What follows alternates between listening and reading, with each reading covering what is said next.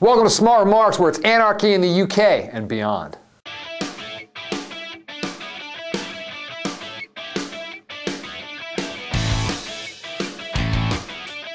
So I've been watching the London riots, or maybe it's more appropriate to call them the English riots, as the unrest last night spread to cities like Manchester and Liverpool. And what struck me is there seems to be no readily identifiable cause for all the unrest. Now sure, the immediate trigger was the shooting by police of a 29-year-old guy named Mark Duggan, a father of four who supposedly had ties to the London gangs. But in the end, this unrest has been so widespread and so damaging, it's about more than one guy. This is some sort of pent-up frustration, and it's obviously connected to England's economic situation. England, as you'll remember, has already implemented its austerity measures, and some liberal politicians there have said that this is a direct result. Conservatives are, wait for it, outraged at the mayor's suggestion, saying there's no political overtones to this. This is just people who want to set fire to things and steal iPods. Philip Johnson wrote in the UK Telegraph that the riots are, quote, fueled by pure greed, a belief that something can be had for nothing. And, well, you know, there probably is some of that to it.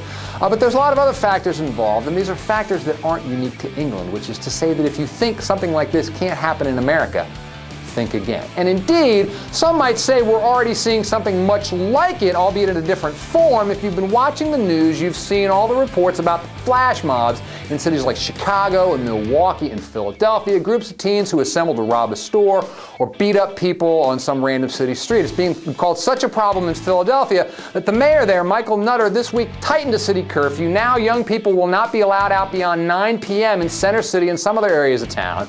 And Nutter said, among other things, that, quote, when we ignore our young people's needs, when we don't offer opportunities, when we don't invest in their education or their future, all of us have failed them.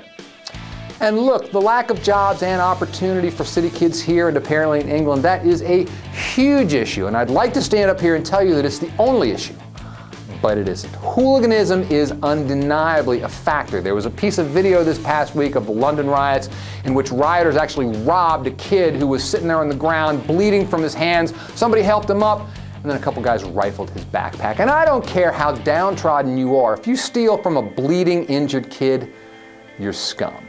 Add to this the fact that the sky really does seem to be falling. Right about now, as we film this, the Dow is down about 400. There's a barely muted sense of panic, and that's basically been the case on and off, but mostly on for the past few years. There really is a sense that something is grievously wrong with the system, that the machine doesn't run as well as it once did.